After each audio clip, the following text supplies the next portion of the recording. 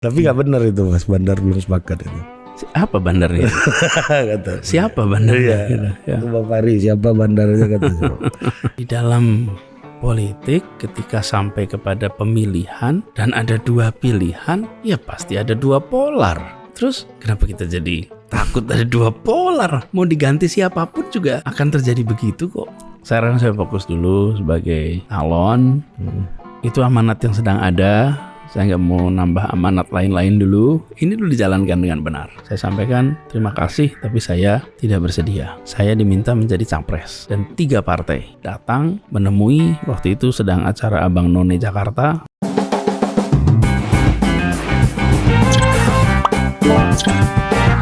Salah satunya yang menarik dari Mas Anies tuh kemarin tuh sempat menjadi gubernur ketika U20 ya.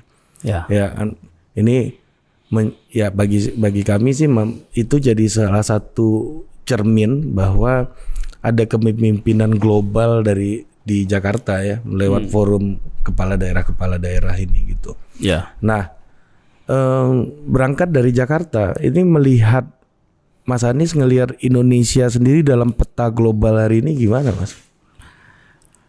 Ya, Indonesia harus aktif di dunia. Saya termasuk aktif di dalam percaturan global kota-kota besar dunia. Dan ini untuk kita bisa mewarnai agenda-agenda percakapan di level dunia.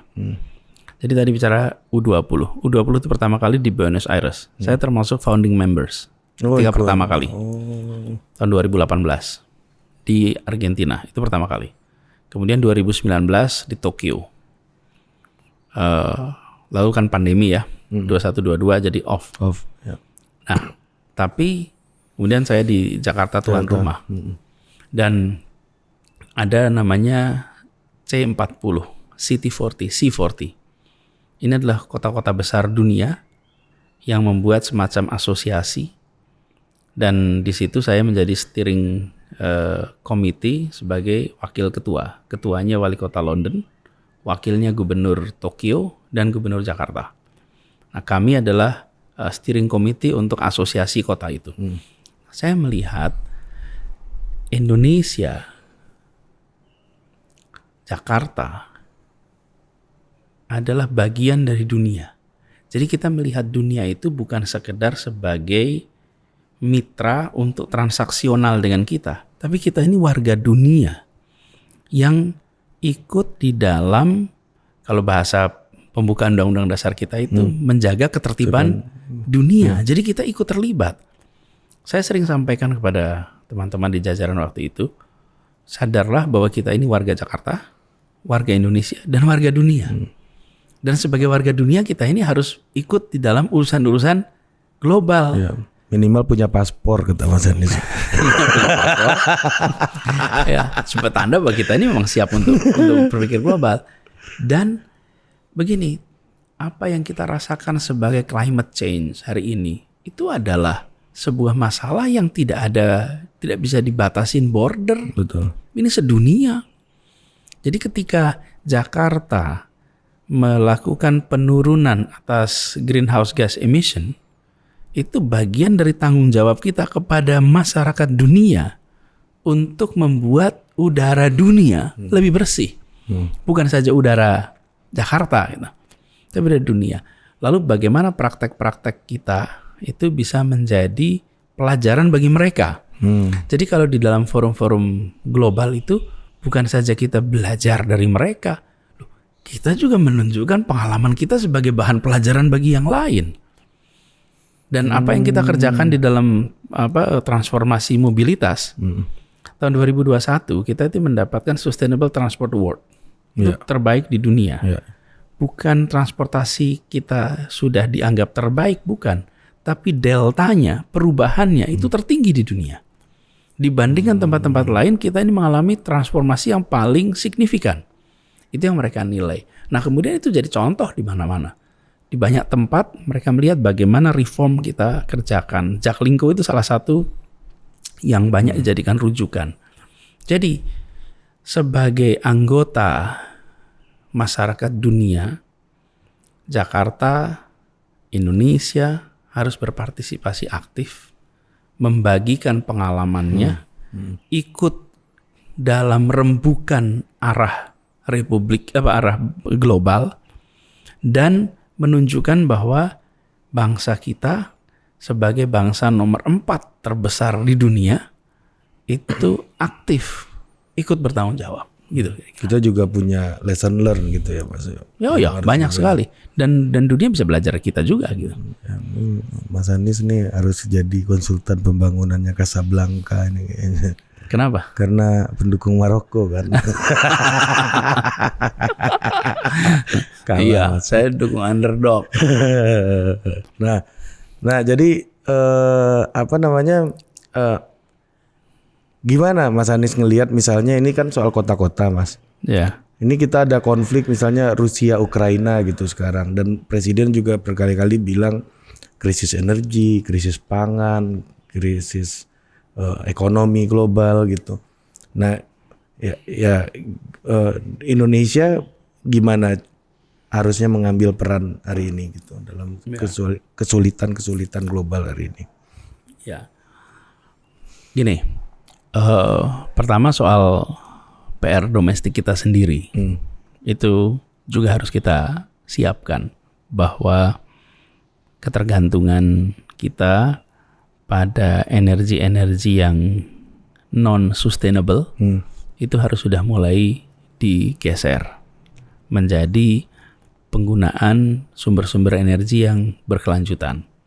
Karena penggunaan energi berkelanjutan ini akan punya implikasi yang panjang. Tapi ini harus dikerjakannya jangka waktunya panjang. Itu sebabnya ikhtiar ini tidak boleh dipandang sebagai ikhtiar politis satu periode pemerintahan. Tapi ini adalah ikhtiar untuk kebaikan bangsa yang harus berkelanjutan.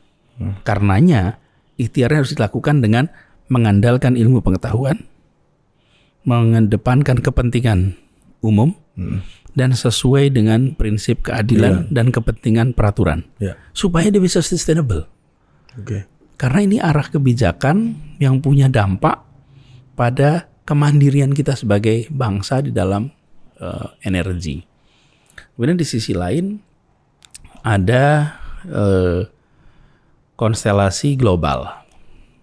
Saya rasa rujukan kita adalah konstitusi, di mana kita berperan aktif dalam menjaga perdamaian dunia, dan kita nanti akan ketemu situasi-situasi di mana ada negara yang melanggar prinsip-prinsip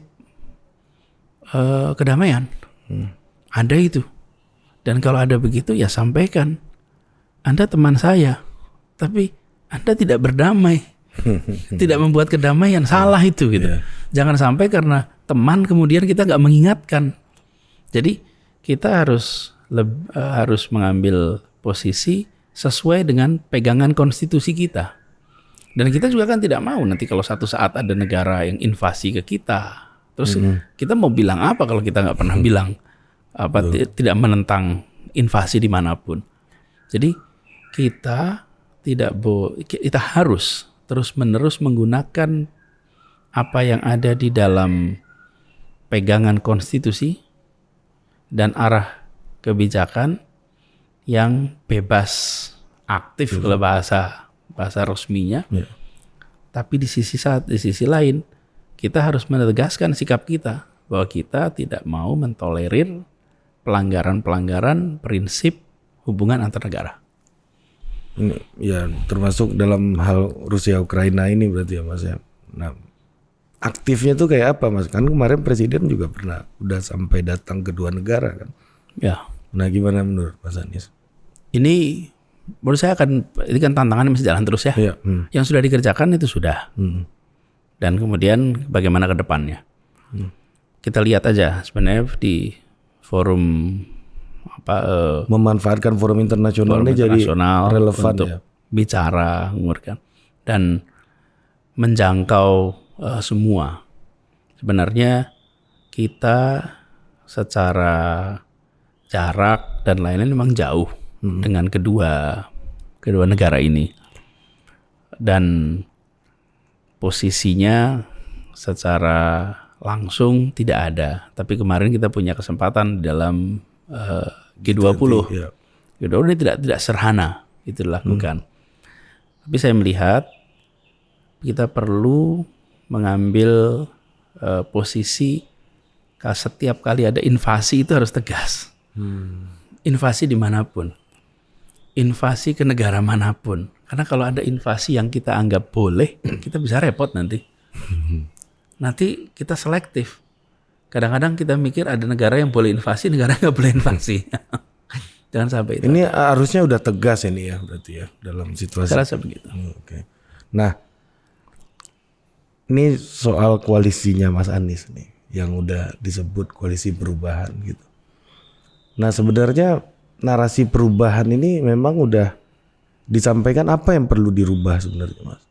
Kan itu juga nih salah satu pengamat politik yang cukup kondang nih, namanya Adi Praitno, mempertanyakan, ya memang Anies ini adalah perubahan kalau memang koalisinya perubahan yang dijual gitu.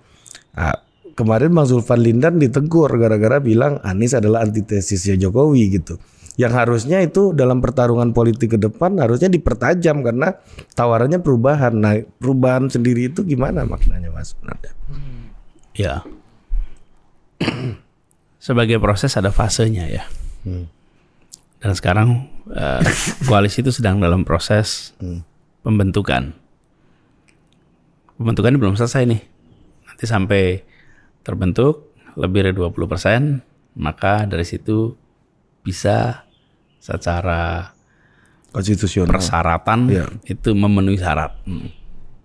Sekarang secara konstitusional udah bisa kumpulan kan partai ya. Sebagai persyaratan untuk bergerak itu harus dikerjakan. Nah, kita melihat perlu mengedepankan prinsip keadilan di dalam kebijakan-kebijakan yang kita susun. Jadi ketika kita membangun harus memberikan ruang untuk mempraktekkan rasa keadilan. Sehingga manfaat dari pembangunan ini dirasakan oleh lebih banyak lagi. Jadi saya beri contoh aja kemarin ketika UMP. Itu contoh. Iya, soal formulanya ini kan. Mas. Persis. Jadi yang harus merasakan manfaat pembangunan ini ya semua. Di satu sisi kita ingin kegiatan usaha itu untuk tumbuh. Di sisi lain kita juga ingin agar masyarakat mendapatkan share yang fair atas faedah yang didapat dari pertumbuhan ekonomi. Jadi disebut sebagai pertumbuhan ekonomi itu berkualitas atau tidak berkualitas, itu bukan pada persentase pertumbuhan ekonominya, tapi apakah pertumbuhan ekonomi ini disertai dengan pemerataan. Bila pertumbuhan ekonomi itu tidak disertai dengan pemerataan, maka dia menjadi pertumbuhan ekonomi yang tidak berkualitas. Bila dia disertai dengan pemerataan, maka dia menjadi berkualitas. Nah, kami ingin mendorong agar pertumbuhan ekonomi itu lebih berkualitas. Sehingga rumah tangga merasakan manfaat dari angka pertumbuhan ekonomi. Dan itu yang harus menjadi perhatian. Itulah yang akan kita bawa. Nah, perjalanan masih panjang, Mas. Perjalanan masih panjang, tapi narasinya, pesannya adalah bagaimana menghadirkan rasa keadilan sosial. Ekonomi tetap tumbuh, tetapi rasa keadilan itu didapatkan. Kami coba lakukan itu di Jakarta. Jadi saya sering sampaikan ini, Mas Ari. Saya lebih cenderung untuk menunjukkan apa yang sudah dikerjakan sebagai dasar bagi orang menilai besok mau bagaimana. Daripada sekedar besok akan ini. Nah, akan mungkin besok juga belum kejadian, bukan? Tapi kalau sudah kan udah ditunjukkan tuh. Jadi ketika kita berbicara tentang pemerataan pertumbuhan ekonomi. Apa yang kami kerjakan di Jakarta? Ini sebagai contoh. Cara kita menyelesaikan masalah. Jakarta ini sektor jasa. Kita ingin kesetaraan itu hadir. Ingat nggak? Dulu pernah ada larangan sepeda motor lewat Jalan Sudirman ya. Oke. Berapa kendaraan bermotor yang lewat sana? Pengantaran delivery. Ya. Yang pakai GoFood dan lain-lain ya. Betul. Ya. Per hari di Jalan Jenderal Sudirman itu 500.000 pengantaran. Oke, 500.000 pengantaran. Jadi, bagaimana pertumbuhan yang ada di Jalan Jenderal Sudirman itu? Ini kan elitnya bisnis Indonesia, bukan? Lalu kuenya itu tidak bisa dirasakan oleh rumah tangga di seluruh Jakarta karena mereka nggak bisa ngirimin klepon, nggak bisa ngirimin kue, nggak bisa pesanan-pesanan itu semua. Kenapa? Jalan harus diambil pakai mobil. Itu yang saya maksud. Buat kebijakan, membuat agar pertumbuhan yang dirasakan oleh satu itu dirasakan juga oleh yang lain. Di mana letak pengganjalnya? Buka pengganjalnya itu. Oke, itu satu contoh. Bagaimana itu bisa dirasakan oleh semua. Itu begitu itu terjadi, Mas. Artinya ada 500.000 delivery yang bisa dilakukan per hari. Sebulan tuh berapa tuh? 500.000 kali ya sekitar 15 juta. Persis. Bayangkan coba 15 juta delivery per bulan coba buat Jakarta. Dan di Jakarta ini per hari ada 14,5 juta delivery per hari. Di seluruh Jakarta. Ini baru yang tadi itu Tamrin Sudirman itu ya. Sudirman. 500.000 itu. Nah, jadi sebagai pemerintah kita punya tanggung jawab bukan hanya pertumbuhan ekonomi Jakarta. Itu kalau lihat pertumbuhan ekonominya tumbuh. Masalahnya berkualitas apa tidak? Bahkan tidur aja tumbuh, Mas. Iya kan gitu pemerintahnya kan swasta semua kan. Nah, exactly. Tugas kita memastikan itu jalan. Nah, kemudian yang kedua, dibuka penghambatnya, lalu ditumbuhkan dunia usahanya. Kita buatkan yang namanya program Jakpreneur waktu itu. Bagaimana dunia usaha mikro itu dilatih, ditumbuhkan. Dan ditargetkan 200.000, tercapai lebih dari 280.000. Apa yang kita lakukan? Ini hikmahnya dari kejadian pandemi juga. Ketika pandemi, kita membagikan IUMK dan NPWP. Jadi usaha-usaha itu kita berikan izin usaha mikro kecil, diberikan NPWP. Setelah mereka diberikan itu, mereka bisa register di online. Sehingga pasar online yang besar itu dirasakan manfaatnya oleh semuanya. Jadi kemudian mereka bisa terima order dari mana saja.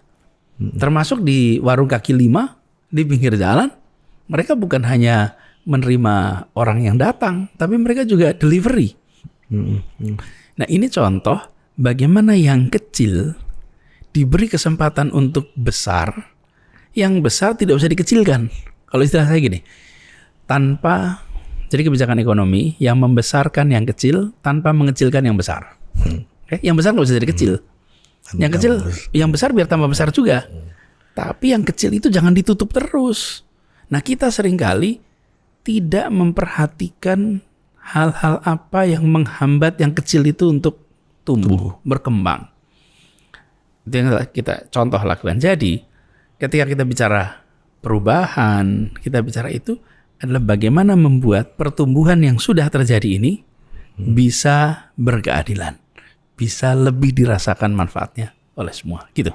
Nah, Mas, ini cita-cita udah mantap ini, Mas. Tapi koalisi ini perjalanannya udah sampai mana nih sekarang?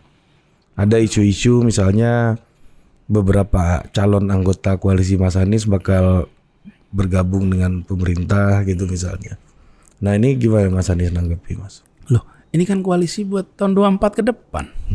Bukan buat sebelum 24. Tapi kan hari ini mempengaruhi masa depan.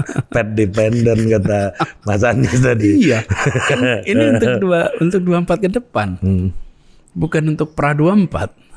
Nah, udah sampai mana Mas sekarang Mas? Ketua partai kan jarang, kayaknya belum pernah ketemu full tim deh ketua partai ini. Makan siang terus katanya. Tapi yang bukan ketua partai yang makan siang gitu Mas. Ini kan orang banyak mulai mempertanyakan nih, serius nggak sih mau mendukung Mas Anies gitu. Iya. Biarkan prosesnya berjalan. Menurut saya sih ini kok perjalanan ini baik. Masing-masing partai juga menjalani proses internal di dalamnya dengan sehat, dan pada waktunya nanti mereka akan mendeklarasikan pada waktunya. Soalnya berapa bulan yang lalu ngomongnya udah 90% Mas. Hari ini belum jadi-jadi kan, makanya bingung juga kita. Memang kalau apalagi yang menghalangi ini kan? Ya, barangkali begini malah. Sebenarnya kalau dilihat proses, memang Partai Nasdem secara proses internal dia sudah menjalankannya lebih awal dari yang lain. Rakernas di bulan Juni, kemudian 3 bulan kemudian mereka deklarasikan hasil 1 orang. Kan udah ada itu. Nah kalau yang 2 yang lain kan baru mau akan proses ini. Oh, baru mulai. Kan tidak boleh proses internal itu dilanggar. Nah, barangkali semua membayangkan prosesnya itu baru tahun 23. Cuman karena Nasdem sudah mulainya Juni 22, sehingga deklarasi Oktober, sehingga kesannya seperti yang lain terlambat. Padahal bukan terlambat, ya memang jadwalnya baru mulai prosesnya itu nanti. Kan katanya tanggal 10 November itu mau deklarasi waktu itu, 11 apa 10. Ya, jadi dulu ada pembicaraan soal itu. Tapi kemudian ketika Nasdem memutuskan untuk bergerak lebih awal, maka percakapan itu menjadi tanggung jawab masing-masing partai untuk menuntaskan. Nah, Bang Fahri Hamzah bilang ini bandarnya belum sepakat katanya. Kata Bang Fahri Hamzah, Mas. Bukan saya yang ngomong, Bang Fahri. Kalau gitu tanya beliau aja. Tapi nggak benar itu Mas, bandar belum sepakat itu. Apa bandarnya? Kata. Siapa bandarnya? Itu Bang Fahri, siapa bandarnya katanya. Iya kan Mas. Iya. Aneh-aneh aja Bang Fahri ini. Enggak, tapi kalau semua orang punya hak untuk menginterpretasikan, menganalisa, ya inilah publik. Dan kita juga tidak boleh protes, ya boleh-boleh aja. Mau dianalisa seperti apapun kan boleh-boleh aja gitu. Inilah wilayah publik. Itu olahraga aja di situ, Mas. Jadi malah justru kita harus menyadari dari awal bahwa apapun yang dikerjakan pasti punya interpretasi yang banyak, apapun. Nah, ini ada interpretasi lagi nih dari pengamat politik. Bilang gini, kalau Anies sama Ganjar yang maju, yang satu adalah cawan kebencian terhadap Jokowi, yang satu adalah cawan fanatisme terhadap Jokowi. Kalau 2 orang ini yang maju, polarisasi ini pasti akan tajam. Dan ini bisa jadi luka bacok dalam pertarungan 2024 gitu.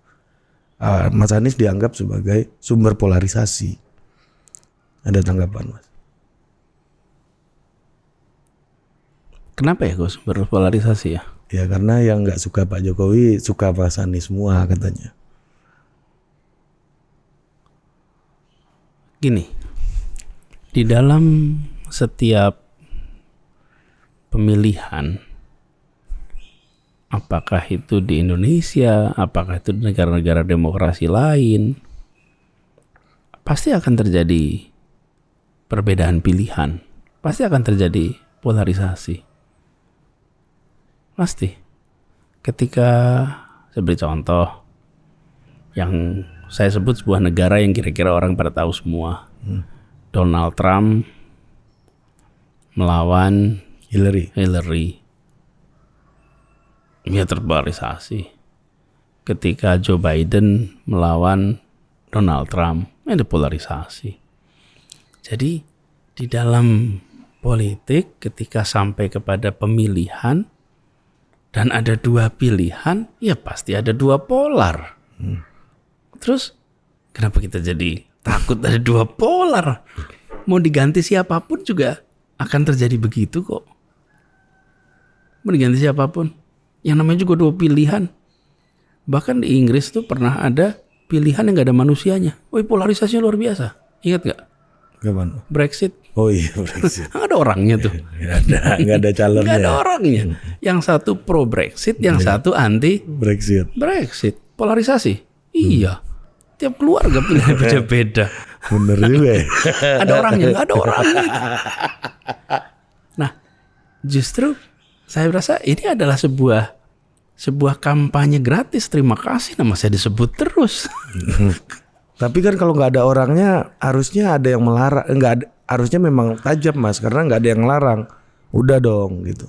Kayak dulu McCain misalnya memarahi pendukungnya yang menghina Obama di depan umum gitu misalnya. Tapi polarisasi tetap ada.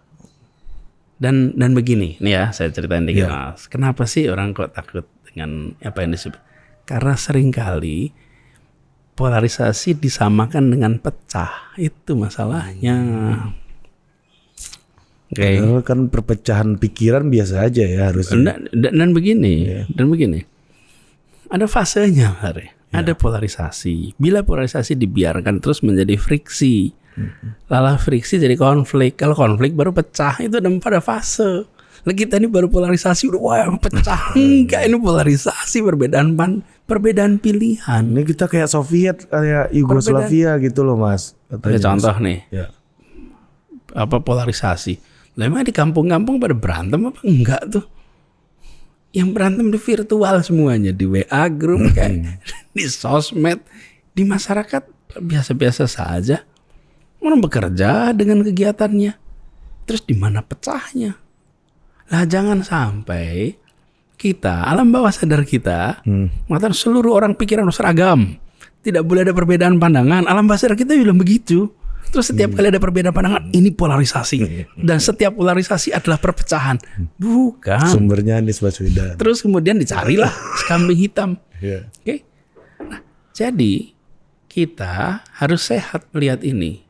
Makanya kami tawarkan gagasan.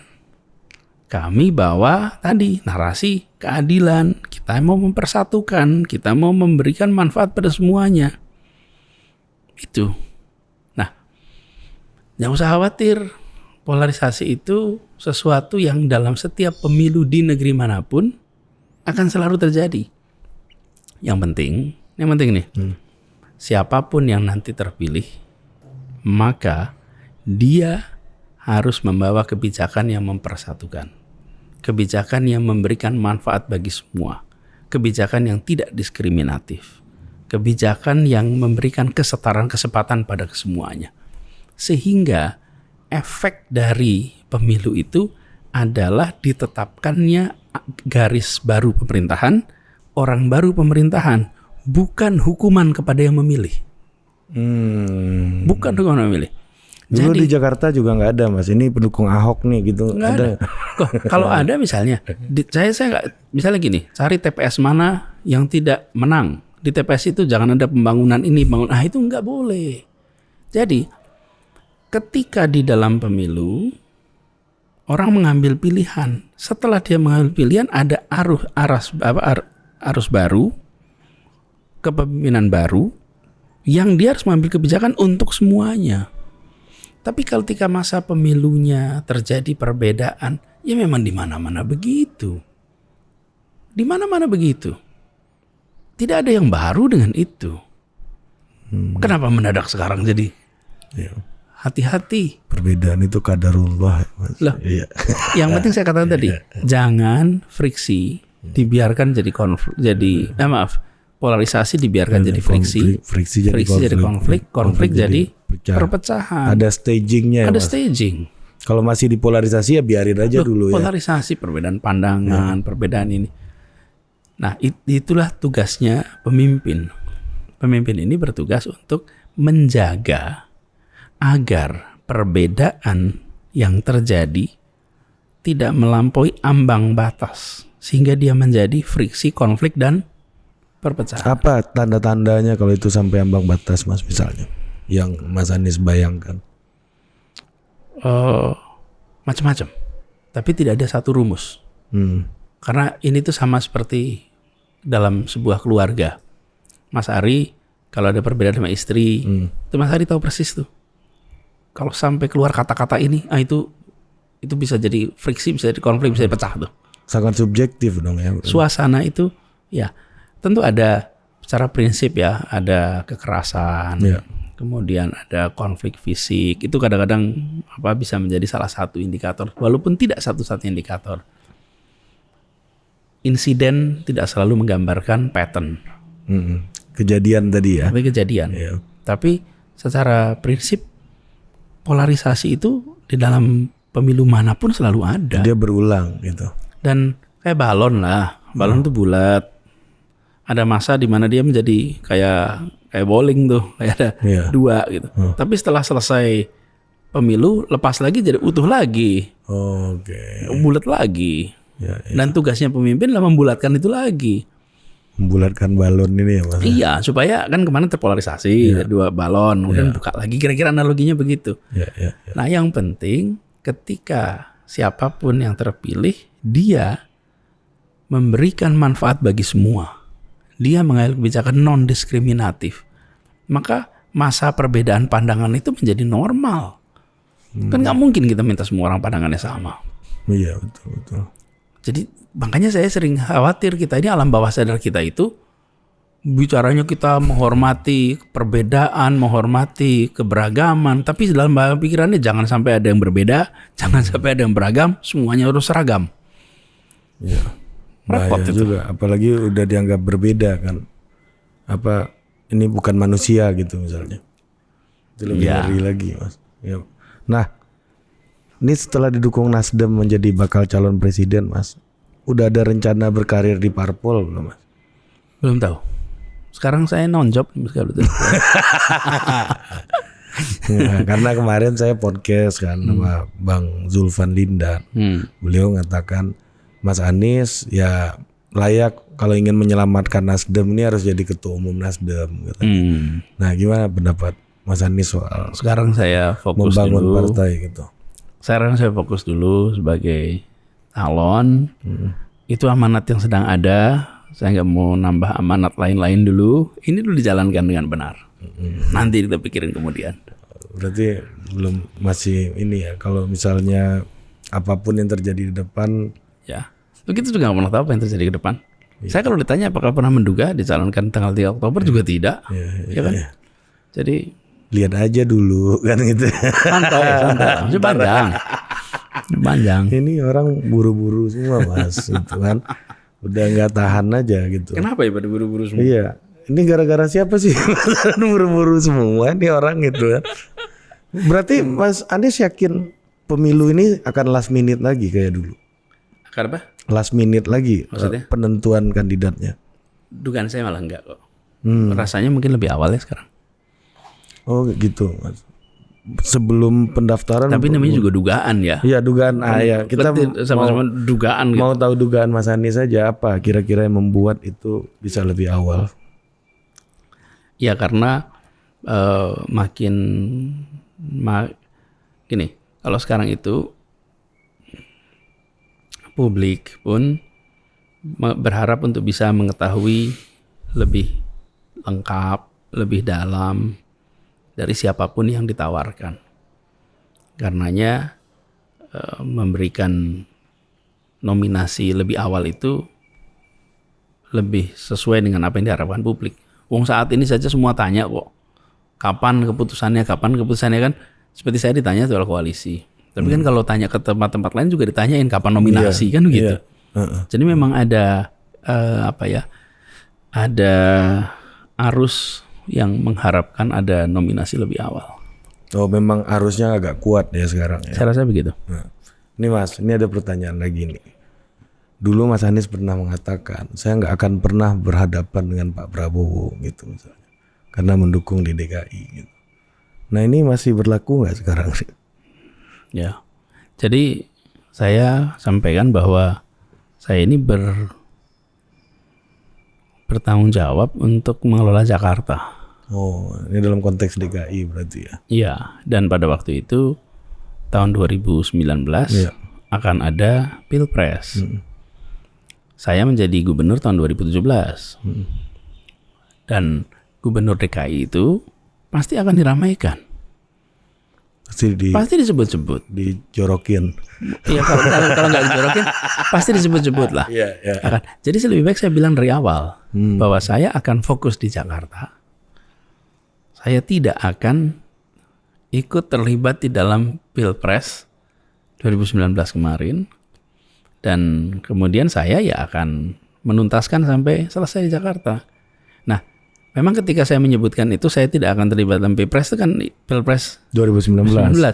Kan tidak disebut Pilpres pada bulan Juli tanggal sekian tahun 2019. Kita lagi ngomong 2019.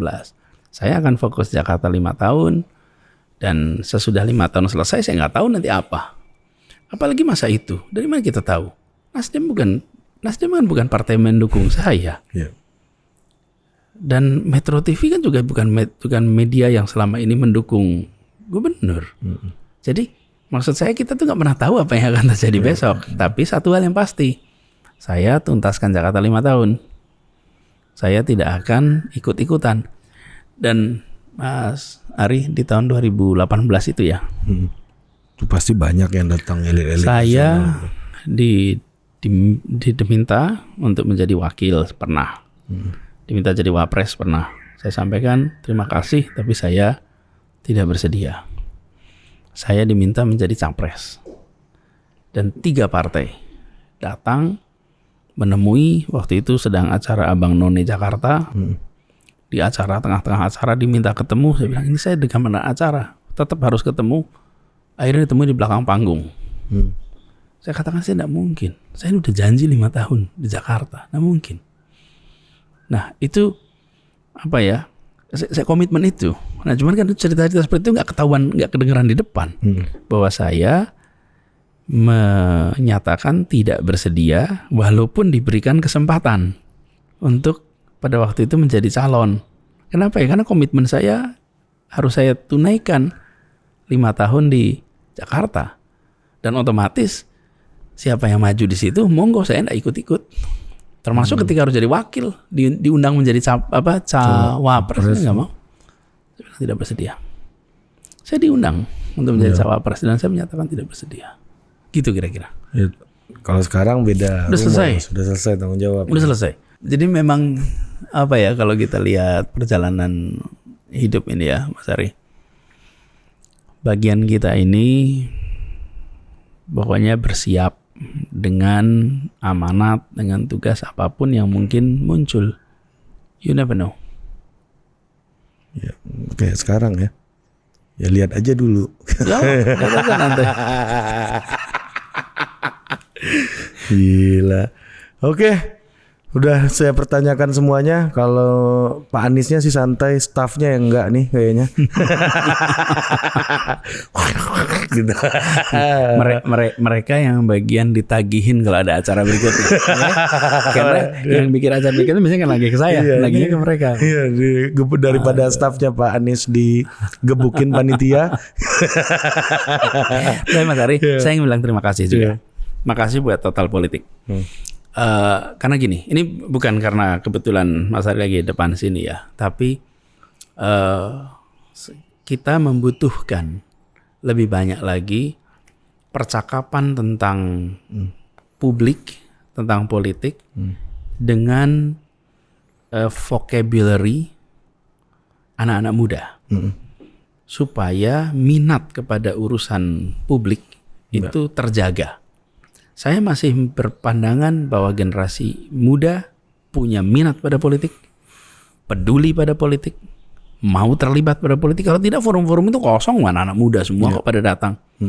Nah, ini harus dirawat dengan cara ada terus pasokan-pasokan ide, gagasan yang bisa menjadi bahan diskusi perdebatan.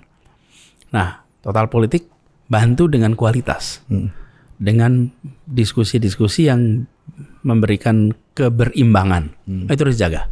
Iya Mas, makasih Mas. Keep it up, the good work. Iya, kalau yang nggak berkualitas, yang dengar aja. Nanti ditit ya. Enak Mas, ini kan atas komando saya semua. Oke Mas, si Budi sorry nggak bisa bergabung karena takut. Kenapa? Masalah bibir manis itu loh.